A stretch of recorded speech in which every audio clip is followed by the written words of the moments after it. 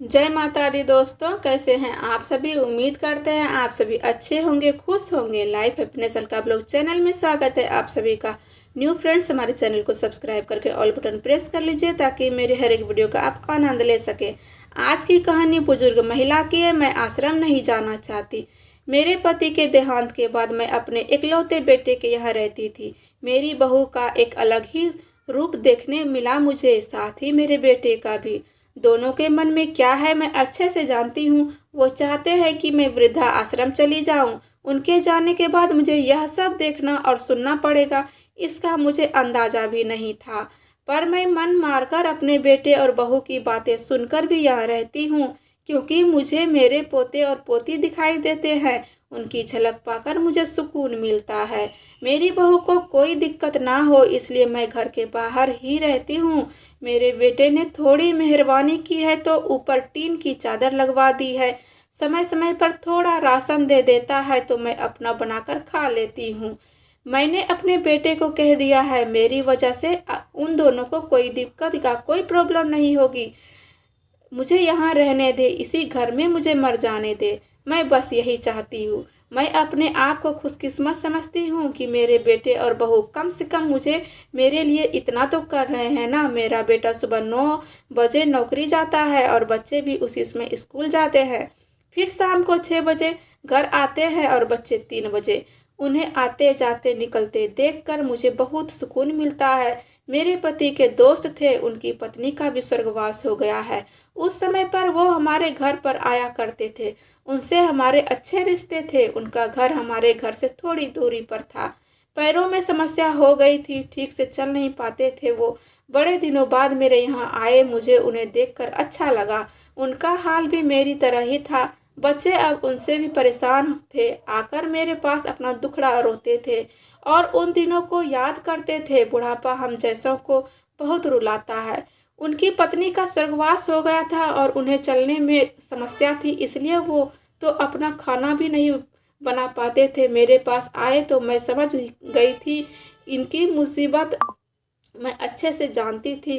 पुराने दोस्त यहाँ चाय और खाने की चाह में ही आते होंगे। उनकी भी अपनी मजबूरी थी। वो आए तो मैंने उनसे उनके लिए खाना बनाया और उन्हें खिलाया। मना कर रहे थे नहीं खाना, लेकिन मुझे पता था उनको भूख लगी है। मेरी बहू ने मुझे और उन्हें खाना खाते देख लिया।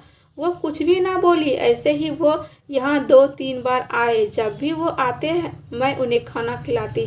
फिर उनके जाने के बाद जब मेरा बेटा आया तो बहू कहती है कि तुम्हारी माँ कितनी बेशर्म है, पता नहीं किस किस को आजकल बुलाकर खाना खिला रही है। बड़ी मुश्किल से कमाया जाता है, यहाँ लुटाने पर लगी हुई हैं। इनका राशन बंद करो, कुछ दिन भूखी रहेंगी तो अगले ठिकाने आएगी। मैंने कहा भी कि अपने हिस्से का उन्हें खिलाती हूँ, तुम्हारे पिता के पुराने मित्र हैं। फिर भी बहू का उल्टा सीधा बोलना शुरू रहा। घर के बाहर रहकर उनको आज़ादी मिल गई है, पता नहीं क्या क्या करती हैं। बेटा भी बोला कि कुछ दिन भूखा ही रहने दो इन्हें। मुझे मेरे बेटे के घर के पीछे सीढ़ी के पास ले जाकर बिठा दिया। कहा कि अब यहीं बैठो। मेरे तो अब आंसू भी सूख गए थे। अगले दिन मुझे खाना नहीं मिला। मेरे टीन के ऊपर छोटे कमरे में बहू ने थोड़ा दिया। एक दिन पूरा भूखा रहने के बाद मैंने सोचा कि मैं गलत कर रही हूँ।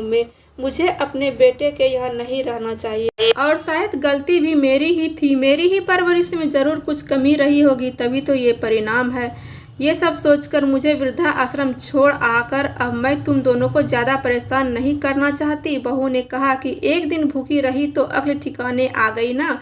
बेटे के चेहरे पर भी अजीब सी खुशी थी। जल्दी से तैयार हो गया मुझे छोड़ने के लिए। बहू कह रही थी कि आज की छुट्टी ले लो, यहीं आसपास मत छोड़ आना, कहीं 3 दिन में वापस ना आ जाए। मैंने अपनी बहू से कहा कि बेटी चिंता मत कर, मैं अब नहीं आऊँगी। मैंने अपने पोता पोती को गले लगाया। मुझे पता था कि अब मुझे मिलना नहीं हो पाएगा। बेटे को भी चाहती थी कि एक बार जी भर के गले लगा लूं, लेकिन वो बोला चलो चलो जल्दी करो, जल्दी निकलो। मैंने बहू को कहा बेटी अपना ध्यान रखना। मेरा बेटा मुझे छोड़ आया। वहां आकर मैंने देखा कि मेरी तरह कई लोग वहां वृद्धा आश्रम में हैं। थोड़े दिन उदास रहते हैं, फिर सच को स्वीकार कर लेते हैं। मैं अब यहाँ खुश हूँ, कुछ काम धाम भी कर लेती हूँ। मैं चाहती हूँ कि कई लोग बस इस चीज़ को समझे और इसको जाने कि बच्चों को परवरिश तो अच्छी देनी ही चाहिए, पर कई बच्चे ऐसे होते हैं जो कि माता पिता का कद्र नहीं करते हैं और अपनी ही मनमानी करते रहते हैं। तो ऐसा कहूँ कि किसी के साथ ना हो ऐसा, लेकिन कब किसके साथ ऐसा हो जाए कोई नहीं जानता। लेकिन माँ बाप को ऐसे समय के लिए भी तैयार रहना चाहिए दोस्तों। बस बच्चों को पाल पोस कर बड़ा कर दो, उनसे कोई भी उम्मीद ना रखो दोस्तों। बस यही है आज की कहानी। उम्मीद करते हैं आप सबको ये कहानी अच्छी लगी होगी, आपके दिल को छू गई होगी। अगर आपको अच्छी लगी तो ज़रूर कमेंट बॉक्स में बताइएगा दोस्तों। फिर मिलते हैं एक नए वीडियो के साथ। तब तक के लिए आप सभी हंसते रहिए, मुस्कुराते रहिए और खुश रहिए। हर हर महादेव।